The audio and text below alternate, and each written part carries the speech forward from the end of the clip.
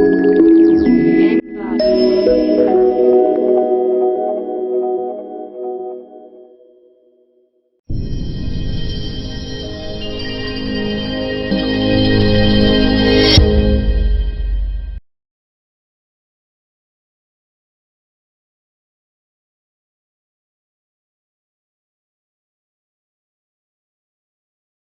friends, how are you everybody?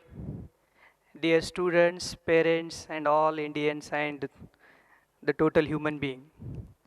Hope you all are very good, healthy and staying at home.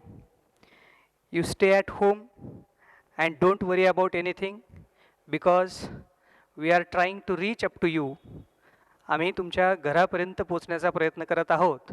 त्याच्यासाठी तुम्ही बिनधास्त राहणे, फक्त स्वतःची काळजी घेणे. अभ्यास, सिलेबस ह्या सर्व गोष्टींची काळजी करण्याची गरज नाही. ते आपण पूर्ण करणार आहोत कशाही पद्धतीने. तर मित्रांनो, या ठिकाणी welcome to the virtual chemistry classes. मी डी किरण सर 14 वर्षापासून या टीचिंग क्षेत्रामध्ये मी आहे.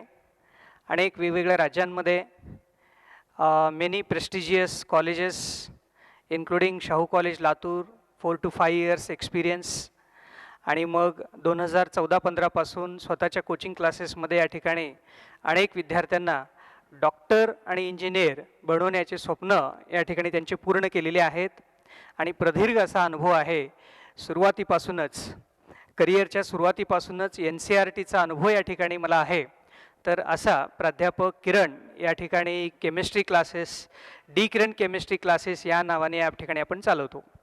तर विद्यार्थी मित्रांनो, या ठिकाणी हे जे व्हिडिओज आपण यूट्यूबवरती आज अपलोड करतोय हे just like a sample videos आहेत. आता आपण या ठिकाणी उदाहरणार्थ सोल्युशन चॅप्टरचं कॉलिगेटिव्ह पार्ट या ठिकाणी आपण पाहणार आहोत. तर याचं जर तुम्हाला कंप्लीट सिरीज जर पाहिजे असेल, कंप्लीट चॅप्टर जर पाहिजे असेल, तर त्याच्यासाठी तुम्ही या ठिकाणी आपला ॲप डाउनलोड करावा लागतो आणि त्यासाठी पासवर्ड आणि ID पाहिजे असतो. आणि त्यासाठी तुम्हाला या ठिकाणी आम्ही दिलेल्या या कॉन्टॅक्ट नंबरवरती कॉन्टॅक्ट करायचा आहे. मग बाकी पुढील प्रक्रिया आपण या ठिकाणी सांगू.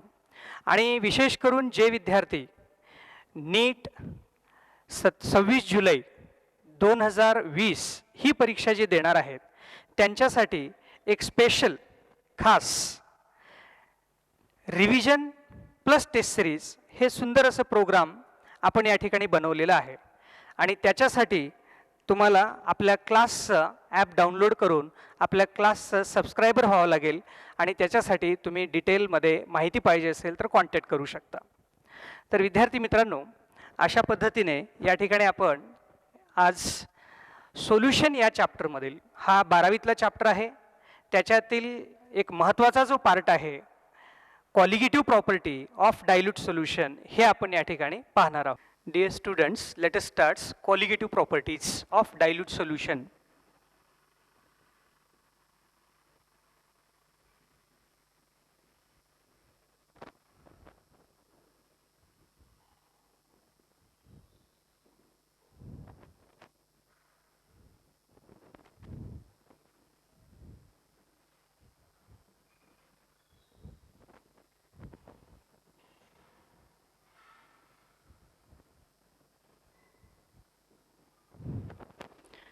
Colligative properties of dilute solution. Basically, there are 4 colligative properties. Number 1,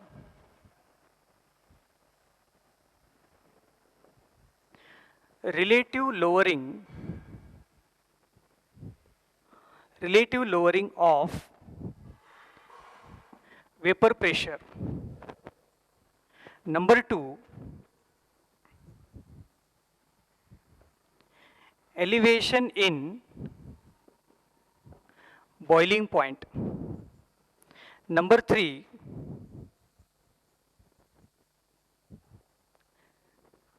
depression in freezing point. And number 4th and very important, osmotic pressure. So dear friends, there are these 4 colligative properties, which is one of the very important part of the solution chapter. This is our heading. These are the content, and now let us go to explain each and everything one by one. So these are the properties of the solution, and particularly dilute solution. So let us understand what exactly the solution is. Solution means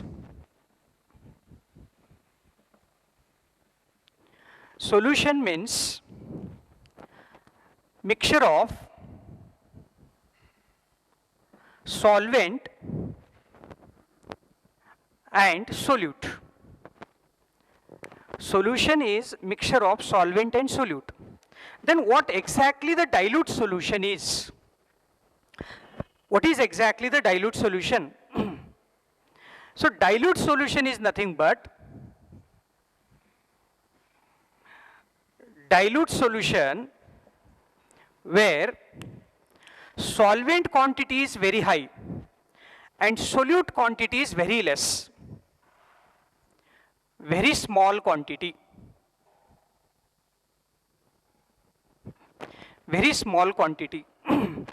and solvent is very high quantity, solute is very less quantity. Dear friends, our chemistry is not the magical chemistry, is not a tricky chemistry. Our chemistry is only simple. माझा उद्देश फक्त केमिस्ट्रीला simple बनवणे आहे. Simple स्टुडंटला सुद्धा simple मध्ये त्या ठिकाणी ते कळालं पाहिजे आणि आलं पाहिजे. सो डिअर स्टुडंट, त्याच्यासाठी आपल्याला ईच अँड एव्हरी टर्म समजून घेतली पाहिजे, नाही की त्या ठिकाणी त्याला पाठांतर केलं पाहिजे किंवा त्याला ट्रिक वापरली पाहिजे किंवा टेक्निक वापरली पाहिजे. केमिस्ट्री हे पाठांतरापेक्षा समजून घेण्याचा विषय आहे. जेव्हा समजेल, एखादा कॉन्सेप्ट समजला की त्याच्यावरती अवलंबून असणारे अनेक MCQ तुम्हाला सॉल्व्ह होतील. पण ट्रिकने किंवा तुम्ही लक्षात ठेवणं किंवा पाठांतर केलात की फक्त काहीच प्रश्न किंवा नेमके 1-2 प्रश्नच तुम्हाला सॉल्व्ह होतील. म्हणून सिम्प्लिफाईड होण्यासाठी, सिंपल केमिस्ट्री होण्यासाठी काय केलं पाहिजे, तर केमिस्ट्री सिम्प्लिफाईड होण्यासाठी प्रत्येक टर्म आपल्याला समजली पाहिजे, प्रत्येक गोष्ट या ठिकाणी आपल्याला समजली पाहिजे. तर आपण पहिल्यांदा सोल्युशन म्हणजे काय हे समजून घेतलं, नंतर डायल्यूट सोल्युशन कशाला म्हणतात ते समजून घेतलं.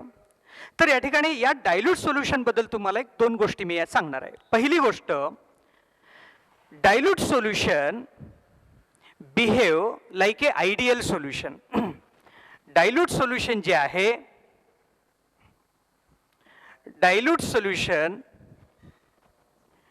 Behave like ideal solution.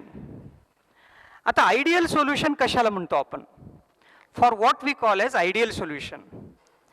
जे सोल्युशन रॉल्स इक्वेशन फॉलो करतात किंवा रॉल्स लॉ फॉलो करतात त्याला आयडियल सोल्युशन म्हणतो. म्हणून दुसरा मुद्दा काय, dilute solution follow Rawls law. आता रॉल्स लॉ काय सांगतो? What is the Rawls law? Rawls law म्हणजे जेव्हा आपण सोल्युशन तयार करतो त्या सोल्युशनला जे काही वेपर प्रेशर असतं, सोल्युशनचं vapour pressure is equal to sum of the partial pressures of the component. समजा एक सोल्युशन आहे, एक साधं उदाहरण, समजा एक सोल्युशन आहे, त्या सोल्युशनमध्ये आपण ये हा सॉल्वेंट आहे, ये बी, 2 गोष्टी आहेत. ये हा सॉल्वेंट आहे, बी हा सोल्यूट आहे. ये मुळे काहीतरी तिथे वेपर प्रेशर तयार होतं, ते येचं प्रेशर पार्शियल प्रेशर, बीचं काहीतरी प्रेशर तयार होतं, ते बीचं पार्शियल प्रेशर. म्हणजे काय, ये मुळे तयार झालेलं प्रेशर येचं प्रेशर, बी मुळे तयार झालेलं प्रेशर हे बीचं प्रेशर. पण हे येचं प्रेशर आणि बीचं प्रेशर हे टोटल प्रेशरचा पार्ट आहे, म्हणून त्याला आपण काय म्हणतो, पार्शियल प्रेशर. सो एचं प्रेशर हे पार्शियल प्रेशर ऑफ ए आहे, B is a partial pressure of B आहे. It is not a total pressure, it is a part of the pressure. तर हे जे आहे या रॉल्स लॉ काय सांगतं, ह्या सोल्युशनला जे प्रेशर आहे त्या सोल्युशनला असणारं प्रेशर ह्या दोन्ही पार्शियल प्रेशरचं बेरीज आहे असं या ठिकाणी हे सांगतं. तर या ठिकाणी रॉल्स लॉ तेच सांगतं की या दोघांची बेरीज म्हणजे सोल्युशनचं प्रेशर, आणि हे कुठं फॉलो होतं तर ते डायल्यूट सोल्युशनला या ठिकाणी फॉलो होतं. आणि या ज्या कॉलिगेटिव्ह प्रॉपर्टीज आहेत या कॉलिगेटिव्ह प्रॉपर्टीज ह्या डायल्यूट सोल्युशनच्या प्रॉपर्टीज आहेत, कारण त्या रॉल्स लॉ फॉलो करतात. आणि दुसरी महत्त्वाची गोष्ट तुम्हाला या ठिकाणी एक सांगतो, इम्पॉर्टंट पॉईंट. आजपर्यंत तुम्हाला असा प्रश्न आला असेल डोक्यामध्ये की कॉलिगेटिव्ह हे शब्द का वापरलं, what is the meaning of colligative. Colligatus हा लॅटिन भाषेतला शब्द आहे. कॉलिगेटस हा लॅटिन भाषेतला शब्द आहे आणि त्याचा अर्थ म्हणजे बाउंड टुगेदर. त्याचा अर्थ काय, बाउंड टुगेदर. बाउंड टुगेदर कसं, आता हे चारही प्रॉपर्टीज जे आहेत ते एकमेकाला बाउंड टुगेदर झालेले आहेत किंवा एकमेकाला रिलेटेड आहेत, एकमेकाला संलग्नित आहेत एकाच घटकाने. ते कसं, कॉलिगेटिव्ह प्रॉपर्टीज म्हणजे अशा काही प्रॉपर्टीज सोल्युशनच्या ज्या की त्या सोल्युशनमध्ये असणाऱ्या या सोल्यूट पार्टिकलवरती त्या डिपेंड असतात, त्या ठिकाणी असणाऱ्या सोल्यूट पार्टिकलवरती डिपेंड असतात. या चारही प्रॉपर्टीज या ठिकाणी ह्या सोल्यूट प्रॉपर्टीवरती डिपेंड असतात. म्हणून या ठिकाणी हे सर्वच प्रॉपर्टीज एकमेकाला रिलेटेड आहेत आणि एकमेकाला एकत्रित आहेत, म्हणून आपण त्याला काय म्हणत असतो, कॉलिगेटिव्ह प्रॉपर्टीज म्हणत असतो.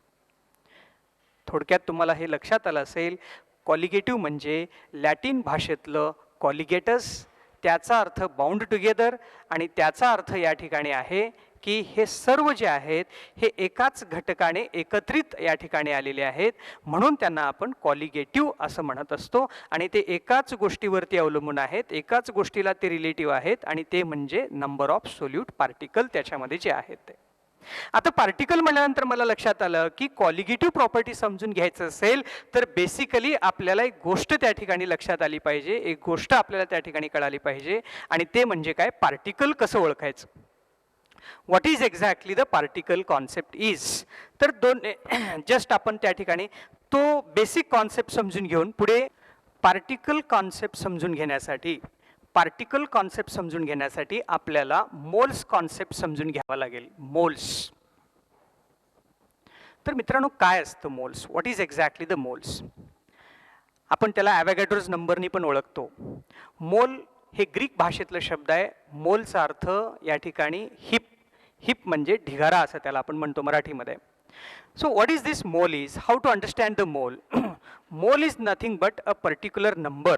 Mole is nothing but a particular number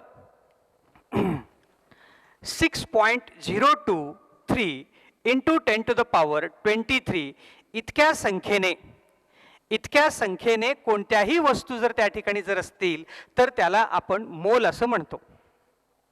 जसं उदाहरणार्थ, just for example, for 12 we call as dozen, for 2 we call as pair. So similarly for this number we call as mole. आता उदाहरणार्थ, एखाद्या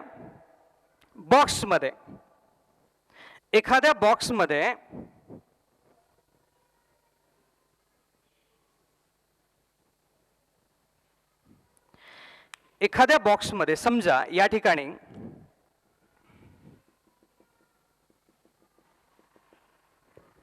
chlorine घेतलेलं आहेत. काय घेतलेले आहेत, क्लोरीन. एखाद्या बॉक्समध्ये क्लोरीन घेतलेलं आहे, Cl2 क्लोरीन. जर 6.02 into 10 to the power 23 chlorine असतील तर ते मोल आहे. या बॉक्समध्ये असणारे इतके क्लोरीन म्हणजे ते मोल्स झाले. किंवा या बॉक्समध्ये असणारे Cl2 म्हणजे हे आपण बाय पार्टिकल सांगू शकतो, बाय मास सांगू शकतो, बाय व्हॉल्यूम सांगू शकतो. या ठिकाणी हे जर 70 ग्रॅम जर पर्टिक्युलरी जर असेल, 70 ग्रॅम पर्टिक्युलरली, तर ते सुद्धा मोल झालेलं आहे. आणि जर हे गॅसेस फॉर्ममध्ये 22.4 लिटर जर असेल तर ते सुद्धा मोलच असेल. म्हणजे एखाद्या बॉक्समध्ये असणाऱ्या क्लोरीनला आपल्याला 1 मोल जर म्हणायचं असेल, 1 मोल जर म्हणायचं असेल तर या ठिकाणी इतक्या संख्येने जर क्लोरीन असतील तर ते 1 मोल झालं. आणि इतक्या मासने जर क्लोरीन इथे जर असेल तर ते 1 मोल झालं. आणि इतक्या व्हॉल्यूमने जर क्लोरीन जर तिकडे असेल तर ते 1 मोल झालं. म्हणजे आता एकंदरीत त्याचं रिलेशन काय, इतकं व्हॉल्यूमचं मास एवढं असायलाच पाहिजे, एवढ्या मासचं पार्टिकल एवढे असायलाच पाहिजे, किंवा या पार्टिकलचं एवढं व्हॉल्यूम असायलाच पाहिजे. याला म्हणतो आपण मोल्स. हे जस्ट एक्झाम्पल क्लोरीनच्या बाबतीत. आता हे जे मोल आहे हे मोल मॉलिक्युलचं असू शकतं, ॲटमचं असू शकतं, आयॉनचं असू शकतं, इलेक्ट्रॉनचं असू शकतं, प्रोटॉनचं असू शकतं. आता उदाहरणार्थ या ठिकाणी for a sake of example Cl2 याचे मोल्स असू शकतात,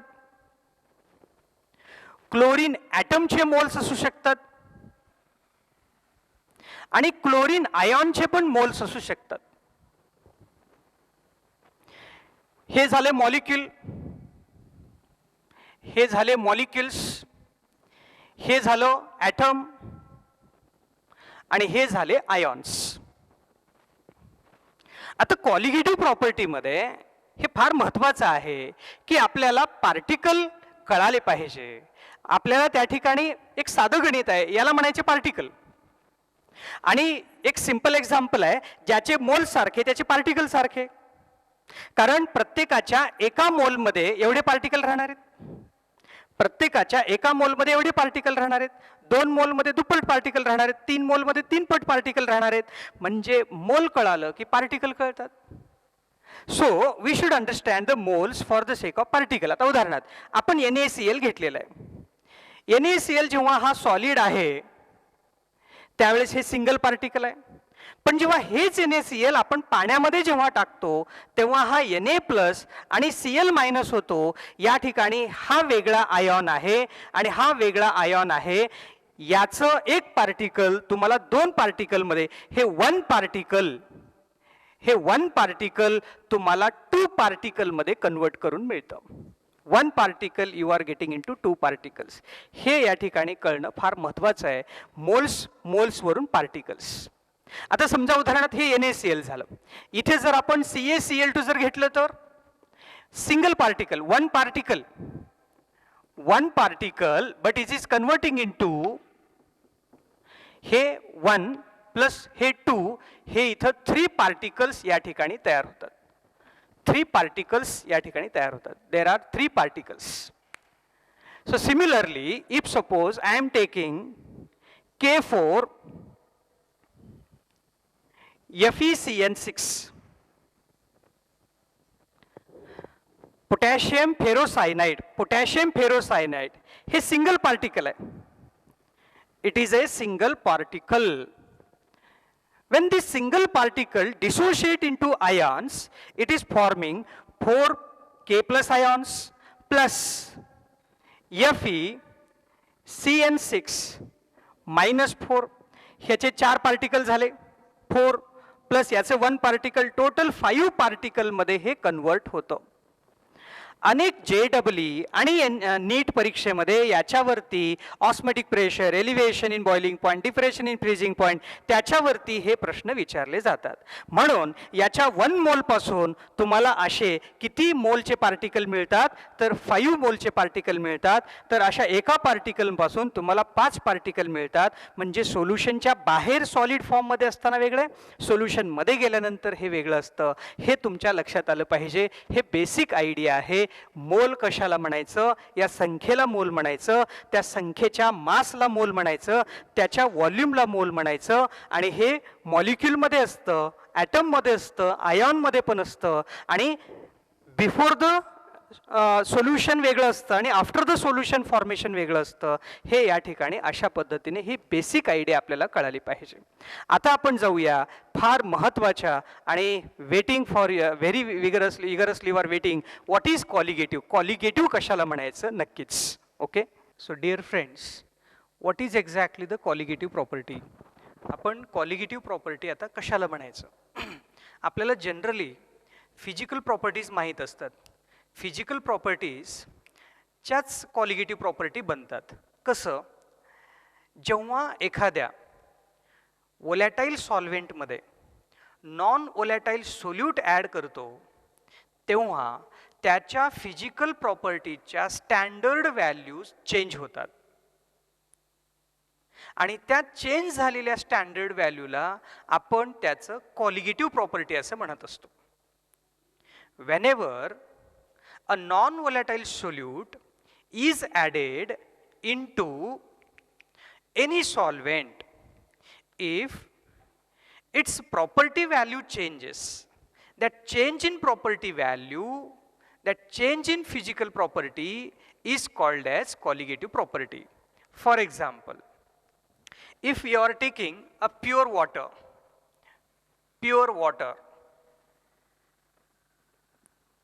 if you are taking pure water, its boiling point 100 degrees Celsius. Pure water, boiling point 100 degrees Celsius. Then saline water. Then next is saline water. Its boiling point is 100.58 degrees Celsius. Water is same. हे वॉटरच आहे. Generally वॉटरचा boiling point 100 degree Celsius असतो.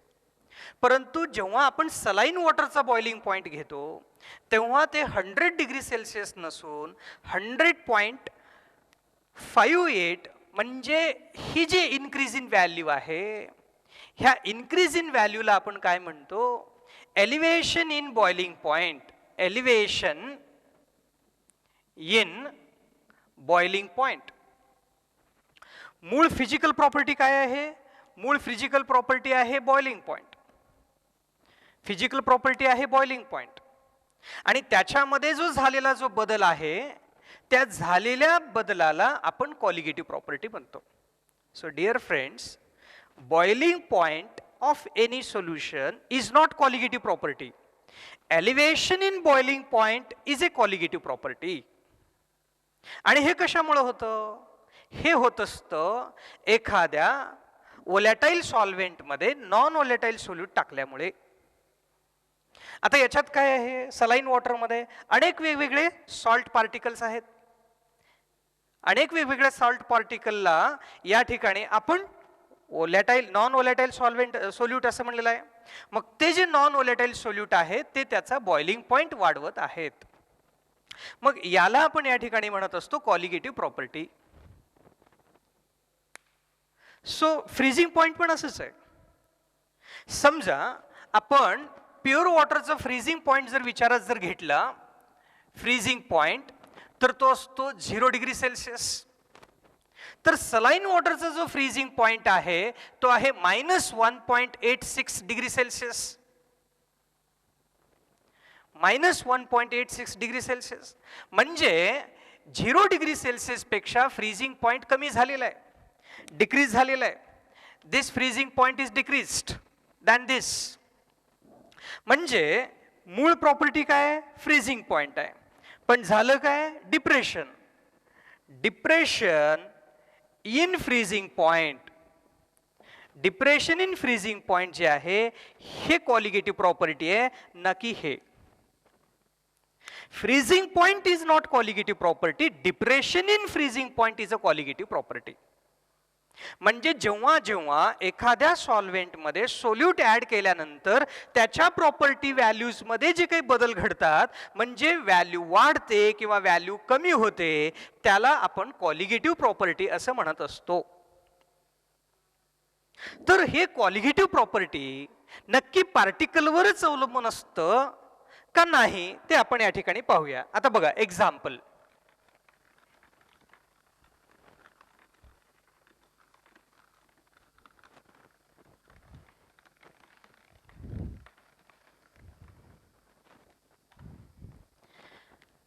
या ठिकाणी आपण एक glucose solution बनवलाय. It is a glucose solution.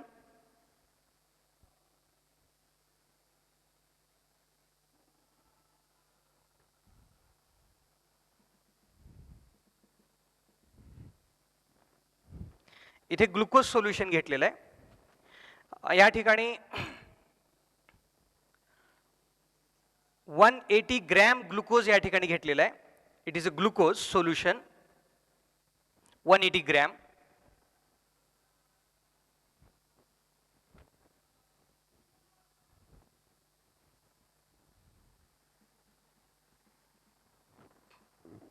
आणि याच्यामध्ये 60 ग्रॅम युरिया घेतलेला आहे. 60 ग्रॅम युरिया. आता या ठिकाणी 180 ग्रॅम ग्लुकोज आहे, याच्यामध्ये 60 ग्रॅम युरिया आहे. दोन्हींमध्ये वॉटरच आहे, वॉटर. दोन्हींमध्ये वॉटर आहे. 1 kg वॉटर, 1 kg वॉटर. इथे पण वॉटर 1 kg आहे. See here. सॉल्व्हेंट दोघात कॉमन आहे, वॉटर आहे. सोल्यूट याच्यात ग्लुकोज आहे, याच्यात युरिया आहे. याच्यामध्ये किती युरिया आहे? 180. ग्लुकोज किती आहे? 180. युरिया किती आहे? 60 ग्रॅम. 180 ग्रॅम ग्लुकोज म्हणजे किती झालं? 1 मोल. 1 मोल. हे पण किती झालं? 1 मोल. लेट अस राईट 1 मोल. हे किती झालं? 1 मोल. अगोदरच्या पार्टमध्ये आपण पाहिलं की 1 मोल म्हणल्यानंतर कोणत्याही सबस्टन्सचं 1 मोल म्हणल्यानंतर 6.023 into 10 to the power 23 particles असतात.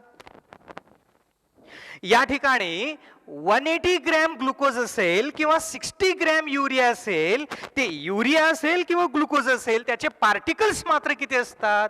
6.023 इंटू 10 to the power 23 एवढे पार्टिकल असतात.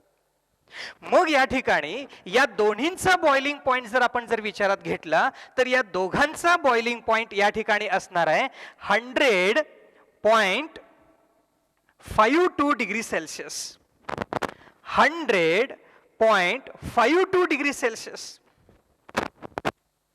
सॉल्व्हेंट तोच आहे, पार्टिकल तितकेच आहेत, पण सबस्टन्स वेगळा आहे. म्हणजे याच्यावरनं काय सिद्ध होतंय?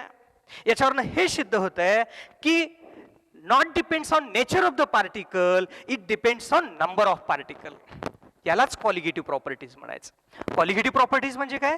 नेचरवर डिपेंड नसतंय, त्याच्या फक्त नंबरवर डिपेंड असतंय. म्हणजे मी मराठीत एक सरळ आणि साधं स्लोगन नेहमी सांगतो, कोण आहे हे महत्वाचं नाही, किती आहेत हे महत्वाचे आहे. म्हणजे ग्लुकोज आहे, युरिया आहे का सुक्रोज आहे हे महत्वाचं नाहीये, तर ते किती आहेत हे महत्वाचे आहेत. या ठिकाणी ग्लुकोजचे पार्टिकल किती आहेत आणि युरियाचे पार्टिकल किती आहेत त्याच्यावरती डिपेंड असतं ते कॉलिगेटिव्ह प्रॉपर्टीज. आणि या ठिकाणी याचा बॉइलिंग पॉइंट आणि याचा बॉइलिंग पॉइंट, सोल्यूट वेगळा असताना सुद्धा सारखं आलं पण पार्टिकल सारखे आहेत. म्हणजे हे पार्टिकल डिपेंडेंट. म्हणजे कोणत्याही फिजिकल प्रॉपर्टीज जर पार्टिकल डिपेंडेंट असतील त्याला कॉलिगेटिव्ह प्रॉपर्टीज म्हणायचं. पार्टिकल डिपेंडेंट असणाऱ्या प्रॉपर्टीजला कॉलिगेटिव्ह प्रॉपर्टीज म्हणायचं. आता एक सिंपल एक्झाम्पल, मी एक तिसरं सोल्युशन तयार केलं. इकडे तिसरं solution,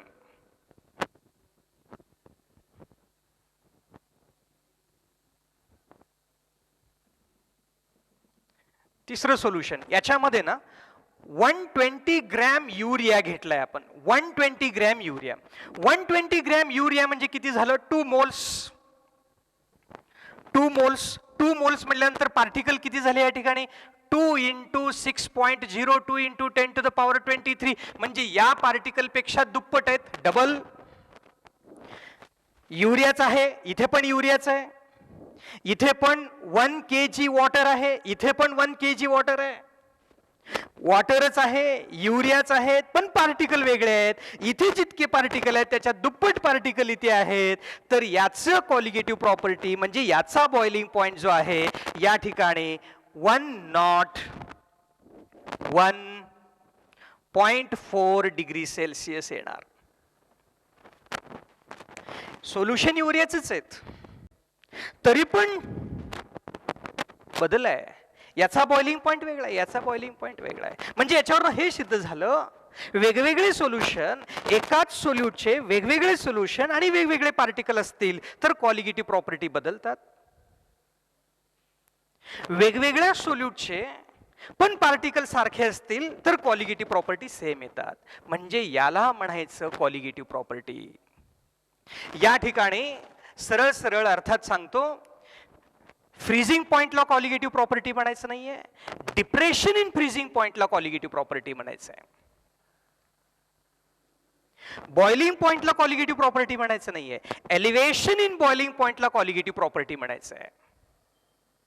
vapour pressure is not a colligative property, relative lowering of vapour pressure is a colligative property. आणि चौथा आहे ऑस्मॅटिक प्रेशर.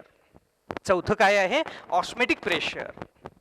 तर अशा पद्धतीने या ठिकाणी कॉलिगेटिव्ह प्रॉपर्टीज म्हणजे properties which purely depends on number of particles of a non volatile solute, not on a nature of solute. तर या ठिकाणी कॉलिगेटिव्ह प्रॉपर्टीज होण्यासाठी काय काय गरजेचं आहे, काय काय नेसेसरी आहे, what are the necessary conditions for colligative properties. जेव्हाही तुम्हाला नोट डाऊन करायच्या असतील गोष्टी त्यावेळेला असं साईडला झाल्यानंतर पॉज करायचं आहे, स्क्रीनशॉट तरी घ्यायचं आहे, नाहीतरी लिहून घ्यायचं आहे पॉज करून. Okay. Conditions.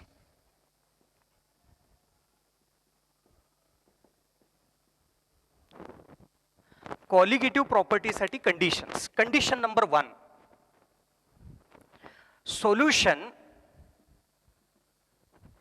Should be dilute.